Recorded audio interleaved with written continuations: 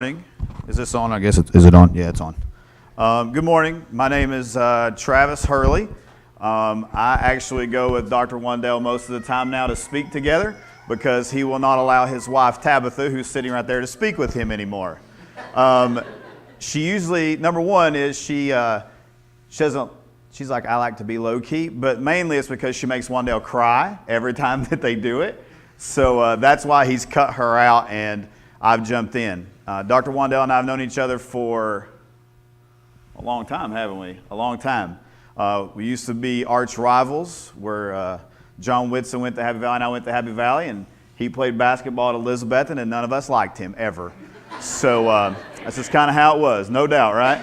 I didn't play basketball, obviously, by my short stature. Basketball was not a thing that I did, so I stayed in the stands and I just yelled at him the whole time because it was fun. So, but John and them would play and they'd beat and bang on each other, and you loved to not like him because he had his hair all slicked back and he knew he was good, okay? He knew he was good. And every time like something would happen, he'd come by the stands and be like, can't stop me, like that. And it just drove us nuts. So, but before we get started, he does have a thing he'd like to say before we get into questions, and a couple of funny stories that Tabitha has told me that I can't use one of the words I normally do in the story, but I'll use a different word for it, I guess. It's not a bad word, I promise. And by the way, when your preacher plays bass, you know you got a pretty cool church, right? When he's over there playing the bass, all I kept thinking was like Hulk Hogan, you know, like boom, boom, boom, boom, boom. It's pretty good, so. Before I get started, I want to thank Jody Jeb Combs, although he told me we would have to It's right there. Before I get started, I want to thank Jody Jeb Combs, although he told me we would have to hold an Eastern Diamondback snake while we speak. I also want to thank the ladies from this church who come and deep clean my room. This is special church.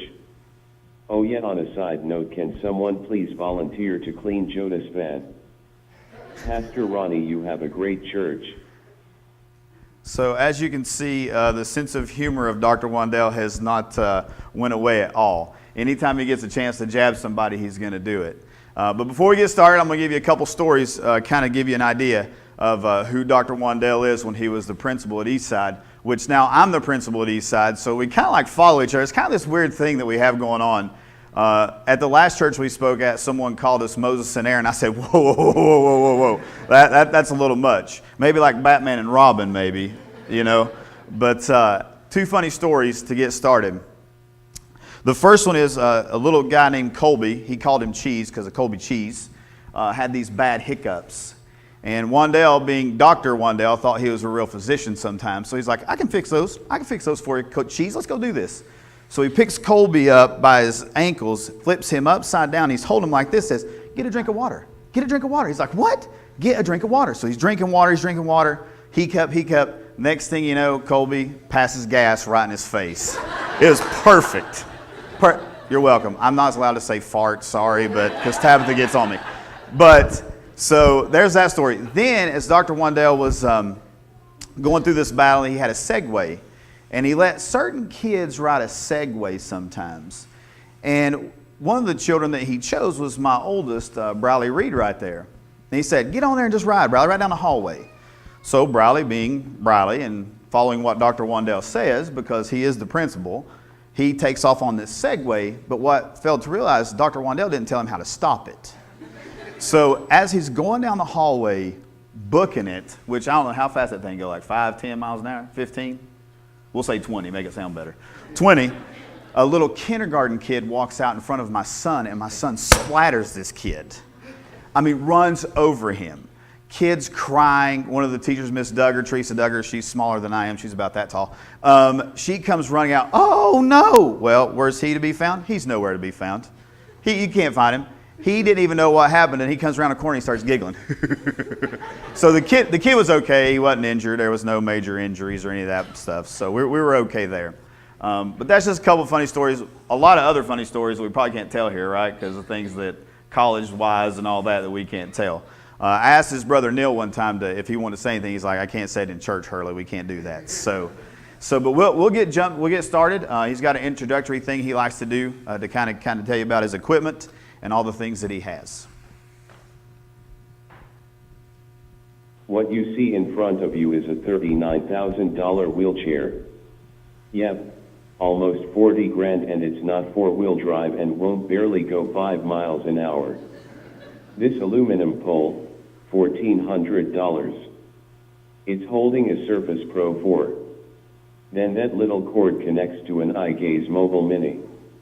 It's smaller than that little bar for the Wii. It was $2,000. I gave you all this information so I can say thank you to everyone who came to my race, or bought a shirt, bracelet, hat, and also everyone who prays for me. Thank you for inspiring me. Hear me out. This is important. Make no mistake, I'm not sick. It's easy for someone to view me as being sick, I guess. I mean, if you saw me getting bathed or choking on my own drool, it might have you saddened, and I assume it's easier to view me as sick. But I am far from it. Perhaps one of the hardest things about living with ALS is people treating you like you're sick, or worse, dying. I will admit sometimes I'd like the sympathy of a sick person, but I'd rather just be a high-maintenance dad.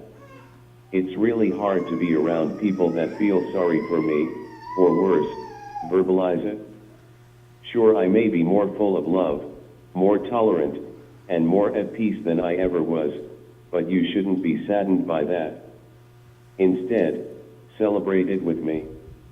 I would love to be able to hug my kids, make dinner for my wife, or pick my nose, but I can't. I don't think about it, so neither should you.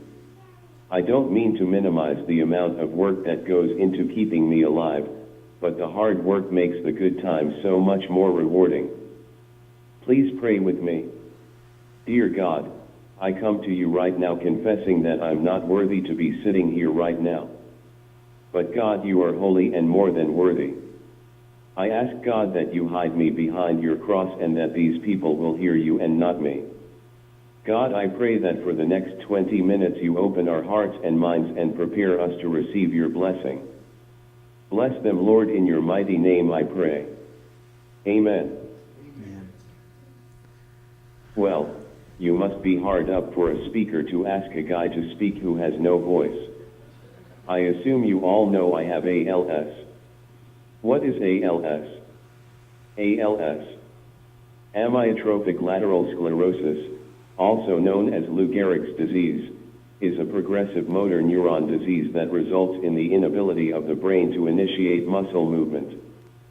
People diagnosed with ALS generally lose the ability to walk, talk, eat, then breathe, leading to their death in 2 to 4 years. From the time someone is diagnosed to the time of death, patients experience total body paralyzation, while their brain and thought process are left completely intact, trapped in an otherwise perfectly healthy body. As motor neurons degenerate, they can no longer send impulses to the muscle fibers that normally result in muscle movement. Early symptoms of ALS often include increasing muscle weakness, especially involving the arms and legs, speech, swallowing, or breathing. When muscles no longer receive the messages from the motor neurons that they require to function, the muscles begin to atrophy, become smaller. Limbs begin to look thinner as muscle tissue atrophies. Doctors and scientists still don't know the cause of ALS, but are working hard on finding a treatment and cure. Soldiers, athletes, and healthy, active individuals are more likely to get this disease, and there is nothing you can do to prevent it. While there's no cure, Riluzole, the only FDA-approved drug for ALS, increases survival for typical patients by a short period of time, around 2 to 3 months. So, as you can see, the machine does his talking for him with his retinas. And so what we kind of do now is I ask him some questions and he'll answer via his machine, which is really neat because he can still communicate with Tabitha through his machine. He can send text messages through this machine, which is really neat. The only thing he can't get emojis, and I send him like really funny emojis and I forget. I'm like, oh, you can't get that. So he'll send me one back and says, can't get emojis, Hurley. So we do those kind of things. But one of the neat things about Dr. Wandell, is that this doesn't affect who he is. That's the neat thing about him. What you see today is what you saw 5 years ago and 10 years ago and as the principal at Eastside. So that's really neat. The thing about what he was talking about, how people look at him and go, oh man, well, a lot of people don't think he can hear. That's the funny part, don't they? They don't think you can hear. And they'll be like, can he hear me if I talk to him? Yeah, he can hear you perfectly fine. The best part is our little guy, Brody, has become very intrigued by Dr. Wandell. Because he was like, where's Wandell? That's what he does. And Brody's right there. Brody was born with a condition called microtia, so he doesn't have ears. So he wasn't for sure if Dr. Wandell could hear him. So Wandell would go on his machine and go, hey, Brody, and it would speak. And Brody would be like, where's that coming from? Because Brody wears pontos. And he's like, where's that coming from? And so Wandell kept doing that to him. Brody, hey, Brody. And he'd be like this. And so finally Brody's like, what do you want? Like yelling at him. And I'm like, Brody, he can hear you. He can hear you. So that's kind of funny. But they do that all the time. They still go out to eat. Tabitha, she makes him go out to eat quite a bit. They went to the beach recently, didn't you? Went to the beach. I saw some pictures of him hanging out there at the beach, which was good. So kind of how it starts now is we have like 5 or 6 questions we normally do. And then he'll answer those for you. And then we'll just keep moving from there. So question number 1, which I know you always get mad at me for asking this one, but I always ask it. But what are some biggest challenges you face daily? Thanks, Hurley, for starting with something negative. I guess we can get this out of the way. I honestly try not to focus on the challenges and instead focus on being as normal as possible. But daily challenges are inevitable with this disease. It is very hard to have an itch you can't scratch because I can no longer move my arms. I struggle because every time I feed through my tube in my stomach I get sick for about an hour. On a good morning it takes 2 hours to get everything done and get me in my chair. Daily we count on a nurse and caregiver to take care of me throughout the week. So if something goes wrong with one of them, I get stuck in the bed all day. Not to mention the challenges of so many people in and out of our house. I am blessed to have 24-hour care, however that means I never have alone time with Tabitha and that puts a strain on our marriage. When I do get out of the house I have to have a driver and someone sit in the back with me in case vent pops off. Daily I have to battle with all I have to keep my lungs cleared. That is done by wearing a vest twice a day for 20 minutes that vibrates my chest. Then I use a cough assist to cough up assertions. I also get a catheter stuck down my throat 20 times a day to suction the mucus from my lungs. I think that is enough whining. Let's move on, Hurley.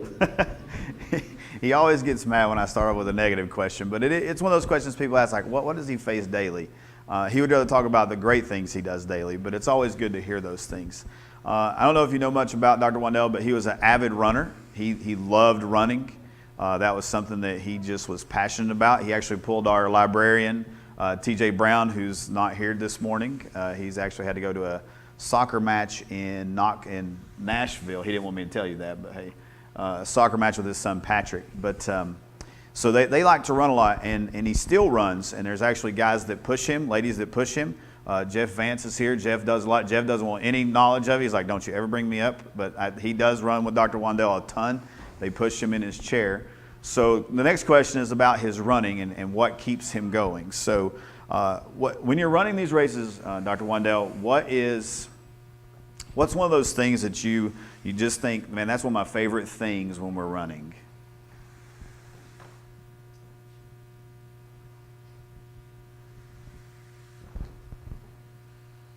My favorite part is the competition. I love to blow past people. I like to try to improve our time each race. I love to hear the people pushing me breathe hard and grunt and moan, especially TJ, even though he uses non-church words. I really like themed races where you get to dress up. I enjoy the sounds of feet pounding against the pavement. That sounded really poetic. Yeah, you're supposed to say you're welcome, Hurley. You usually put that on the end of it. Thanks for taking that off. Speaking of couple races, this last race that he ran in, I think that Mr. Brown was Adrian and you were Rocky, right? You kind of did that. I don't know about the last. There was one yesterday, right? Not one yesterday? No? So they dress up a lot. Well, there's one time that they dressed up at like an Easter run, and Wandell looked like Ralphie from the Christmas Story with his Easter bunny outfit on. And we usually have a picture of it, but we didn't look it up before we came. So it's actually pretty funny. One of the other funny stories about Wandell racing is they were pushing him one race, and this guy kept going by him, and they would go past him, and it became this competition thing, and no one wants to get beat by a guy in a wheelchair, okay? That's just kind of how it works. Nobody wants to do that. Oh, I mean, but that's just kind of how it is. So this guy was like, I'm going to beat that guy. I'm going to beat that guy.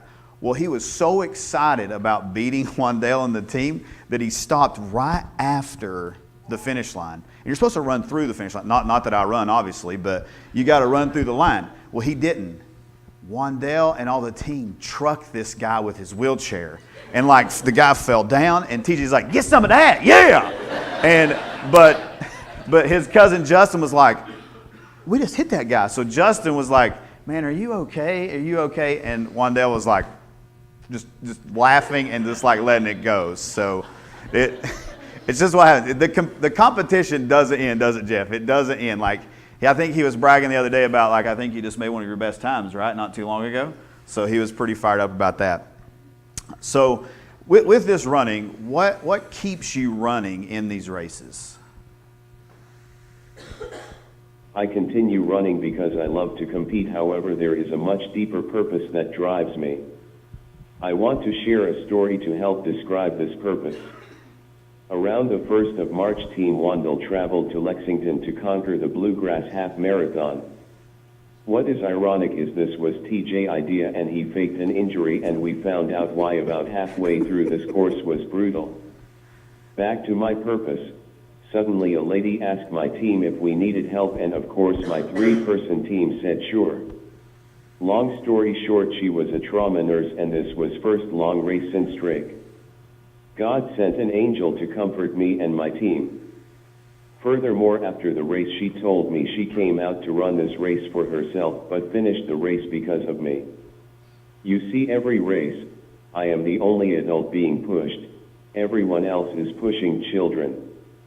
At first I felt really embarrassed, and sometimes I still have to battle those same feelings. So why do I continue to race? Every single race someone says to me and my team, you guys are such an inspiration. Every race people see our motto, faith over fear, on our shirts and on my card.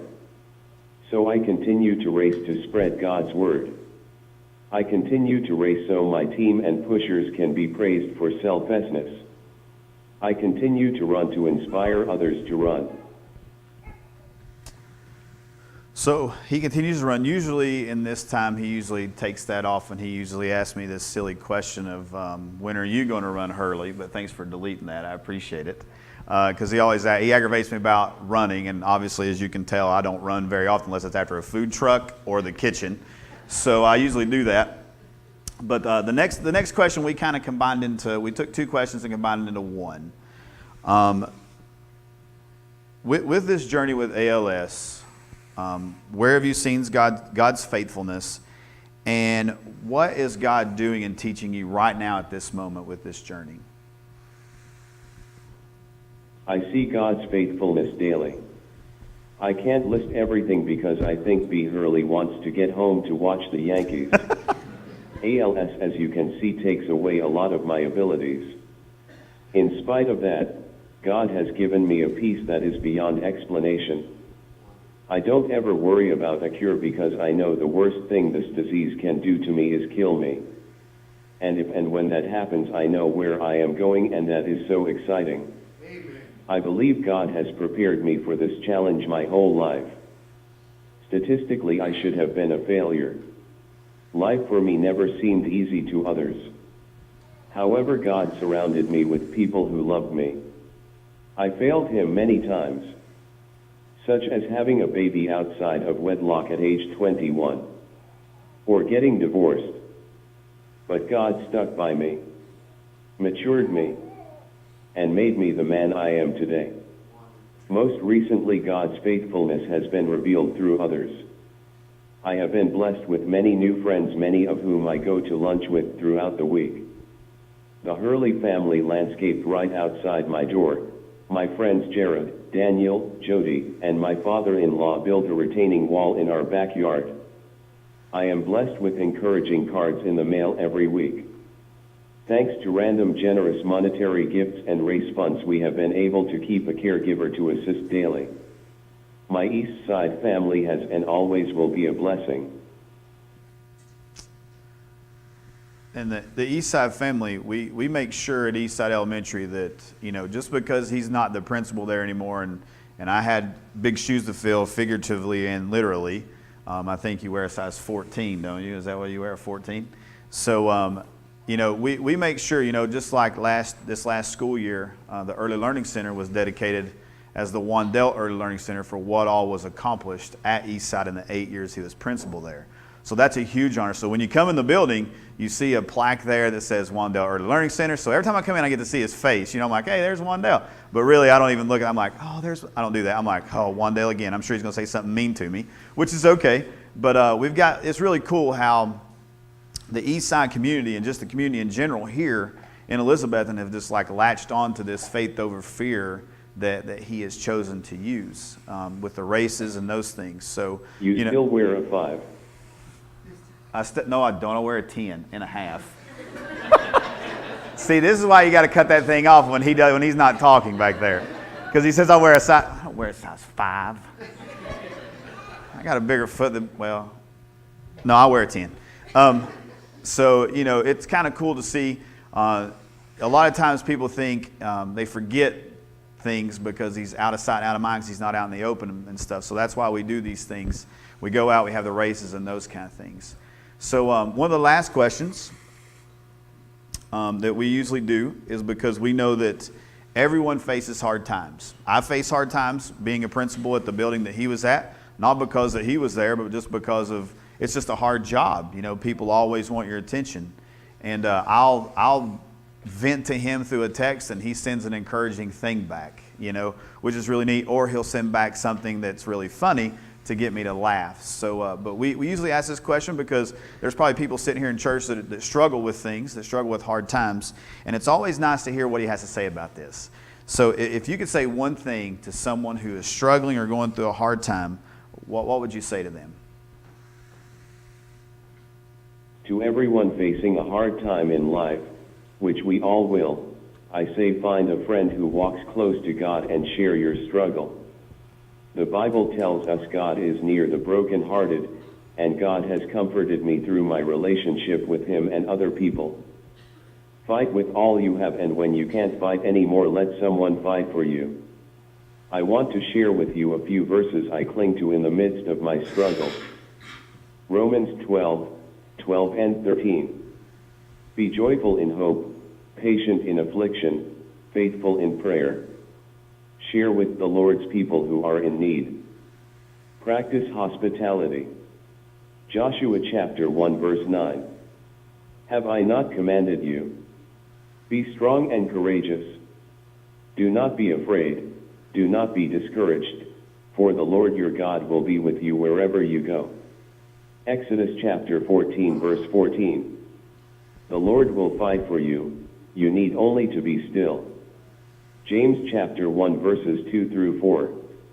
Consider it pure joy, my brothers and sisters, whenever you face trials of many kinds, because you know that the testing of your faith produces perseverance. Let perseverance finish its work so you may be mature and complete, not lacking anything.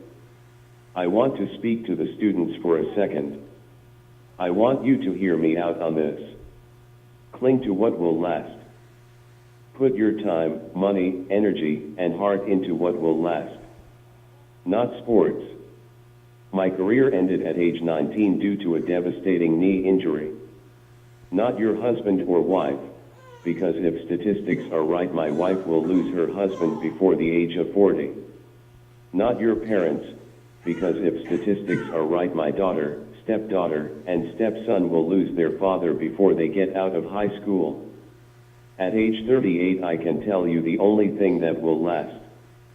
The only one person that won't let you down is Jesus Christ. Pursue Him relentlessly. Love is the key to life. Life is short, very short. Death is imminent. Embrace it. ALS is the platform God provided me to spread His love.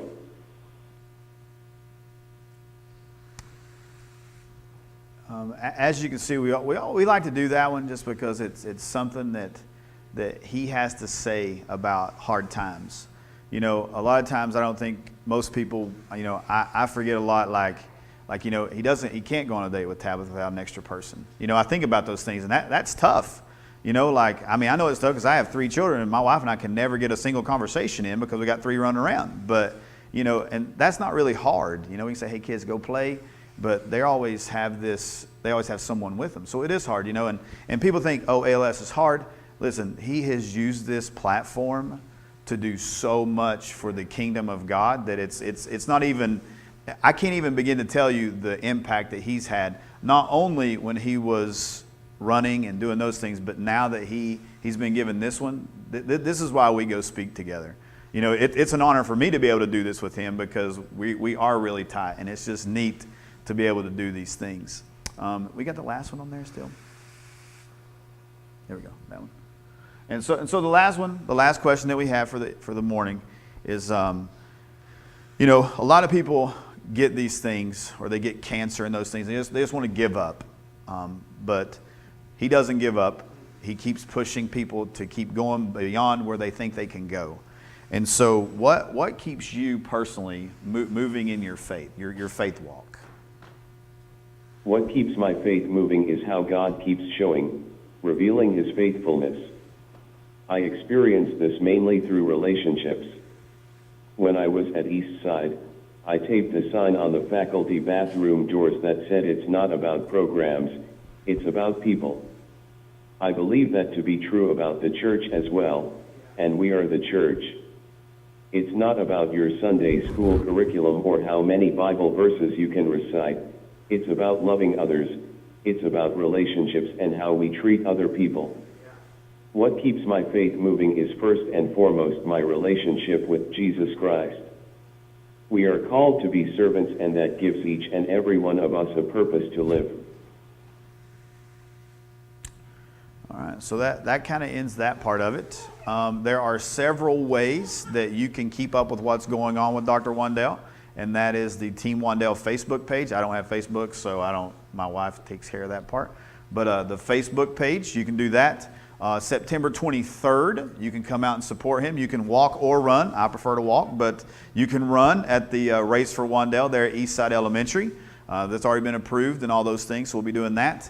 There's another way that you can actually keep up with him is that Tabitha and my wife Dayla have started a blog. Let me get the name of it. I wrote it down just so I won't forget it. It's, well, I thought I wrote it down. I didn't write it down. Oh, there it is. WandellFaithOverFear.com. You can go on there. And so what Dale and Tabitha are doing, they're kind of going through different people who are come and help Dr. Wandell. She started off with like the family and kind of his backstory and those kind of things. And so she'll jump to the nurses and all those things. But the summer's kind of bogged that down a little bit because they've been gone and we've been gone. But I would say when school gets back in session, it'll start cranking out more blogs. Really good. Wandell actually says that that's the reason I have my master's is because my wife wrote most of my papers. She's just really good at it. I tell him that's why he's got a doctorate, because Tabitha wrote his. You're running this year, right? What'd you say? You can do it. I'm going to run this year? Early, you're running this year, right? You can do it. We shall see. How about that? I got a little plan for you. You just don't know it. I haven't told anybody. I got a plan for you, big boy. This is never good when he starts this.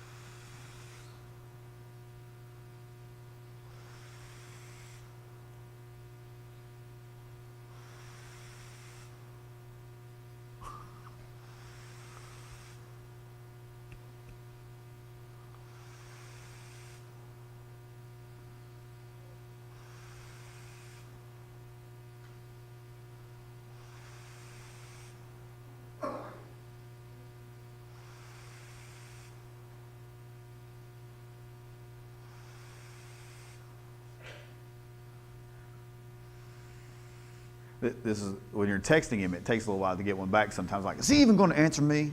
But then I got to realize it takes a little bit to get it going. I'm sure Tabitha does the same thing. She's like, I want to ask you all to remember the Hurley family. Travis, tell them about your trip. No, it's just a trip to Los Angeles for our little guy Brody right there. Hey Brody, you want to come up here for a second, buddy? No, okay, he doesn't want to come up here.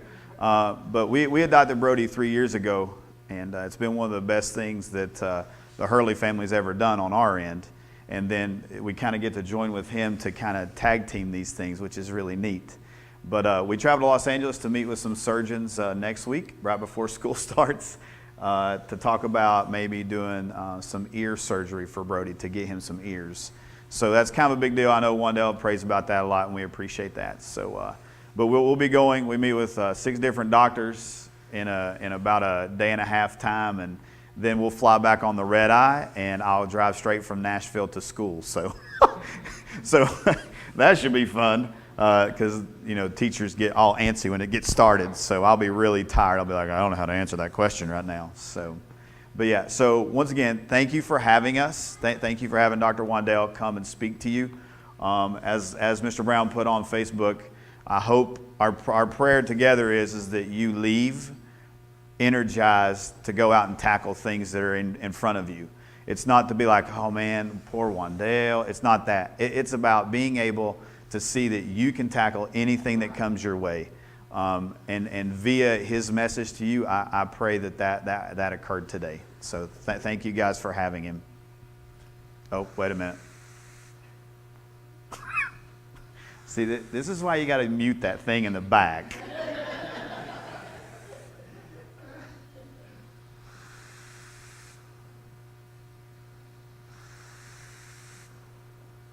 That won't be different than before. That was always your answer. True. So, all right. Well, preach. The bass player, it's back to you. Oh. Are you encouraged this morning? Isn't this something?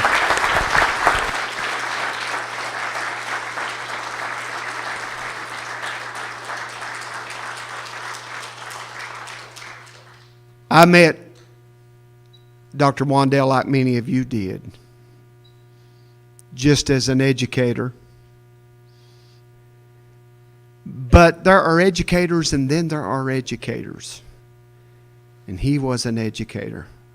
Whether it was the board, whether it was faculty, students, parents, this guy just got rave reviews.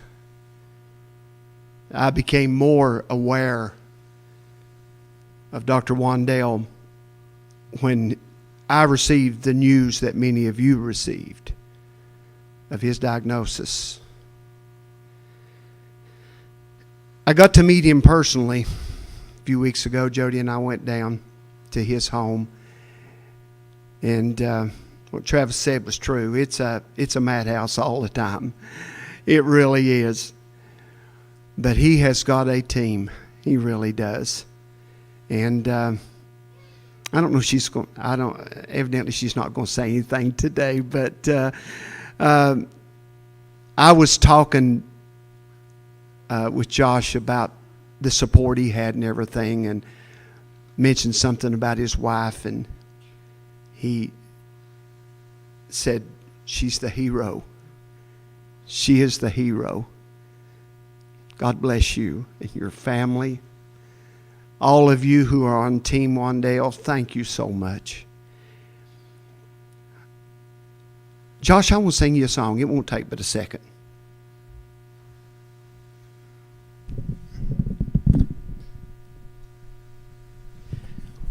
When I left Josh's on the way home, I was very much inspired.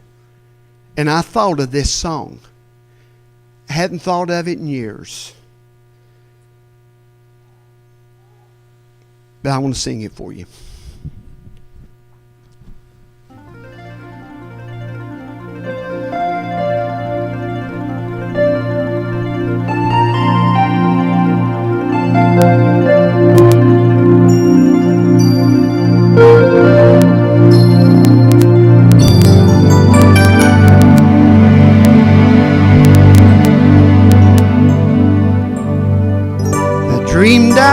to heaven, and you were there with me. We walked upon the streets of gold beside the crystal sea. We heard the angels singing, and someone called your name. We stood and saw a young man. He was smiling as you came.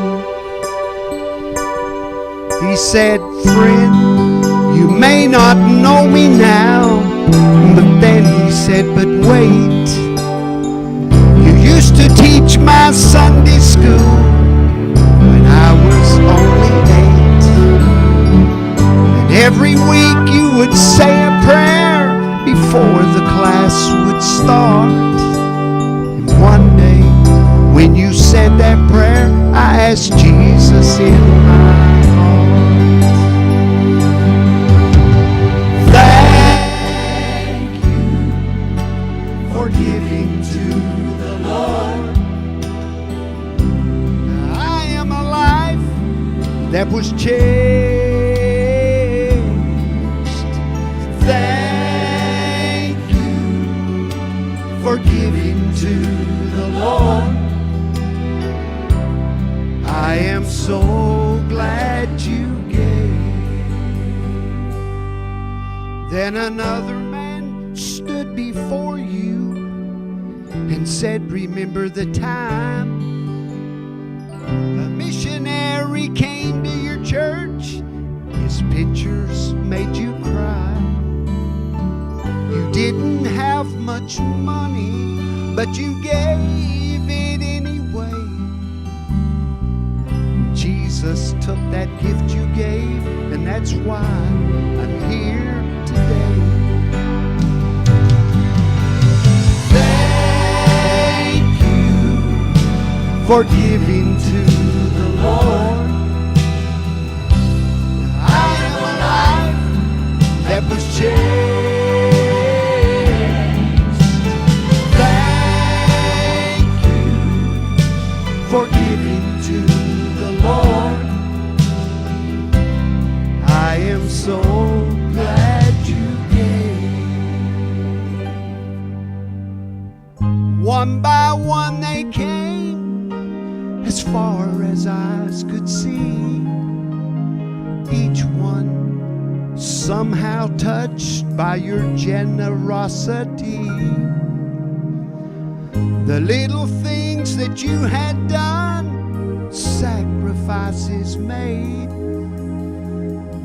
unnoticed here on earth, in heaven now proclaimed.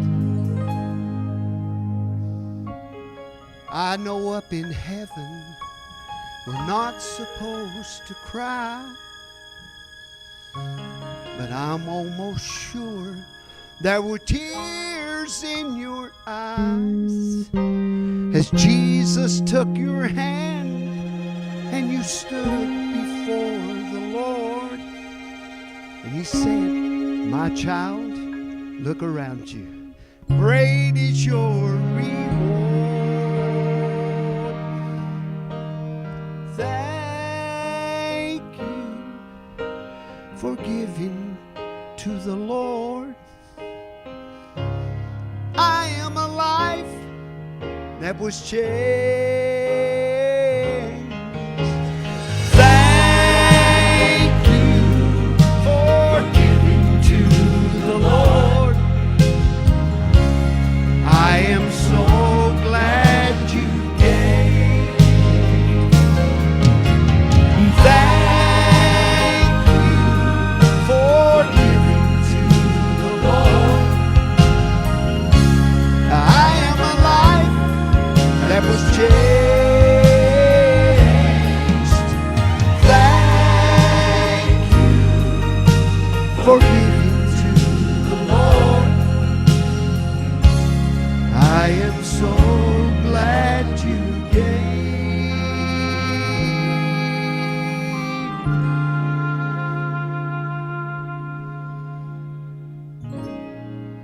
I am so glad you gave.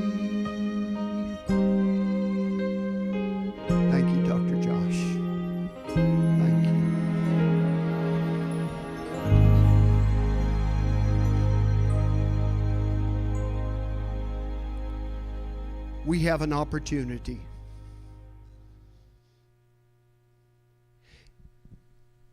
Has Dr. Wandell and the team been a blessing and encouragement to you? Let them know about it. Give them a good round of applause.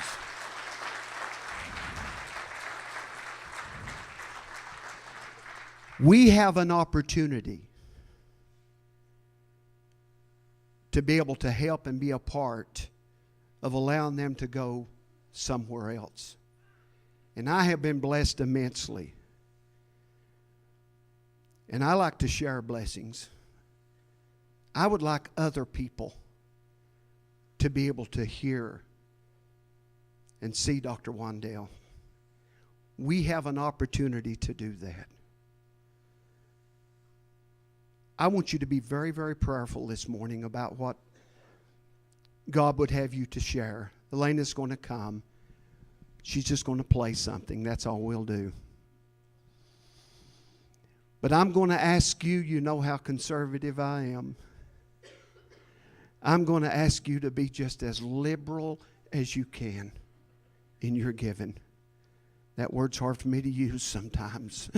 But right now, I want you to so much. I'm going to ask you to do this. I know all the years I've been at this church, you've given and given and given. And I know that you will pray and God will lay upon your heart what you should share.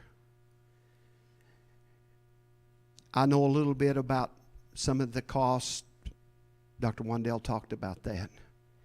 There's so much more that you have no idea about. So expensive. Just do what God would have you to do. Would you do that? Let's stand. You can dig deeper that way. Elena is going to play something in a moment, but before she does, ushers, if you'll come, find the plates.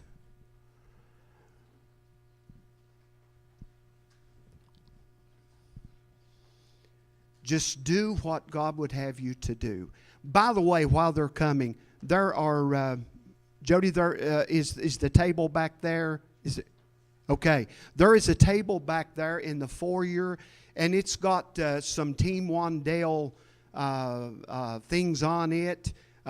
That also helps support them in their ministry. And that's what it is, brother. That's what I see it as right now, a ministry that God has given for you. And that will help them in their ministry. So be sure on the way out by going by the table and help in any way you can there. But just give as God blesses you. Brother Danny Lyons, will you ask the blessing on this offering? I know you've been moved as I have. And ask God to multiply it as only He can.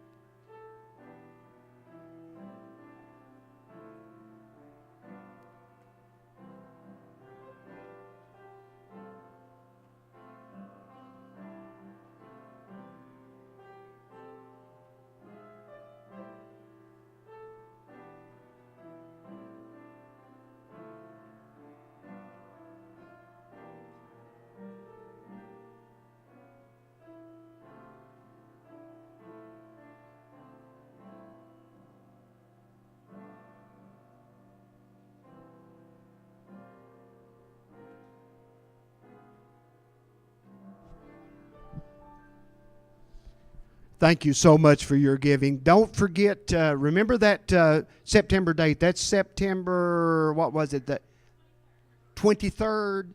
23rd, September 23rd. I'm sure there'll be a lot of media on that and everything. And if you can participate or if you just want to go down and support in some way, that would be appreciated. Don't forget that. Dr. Wandell is back there.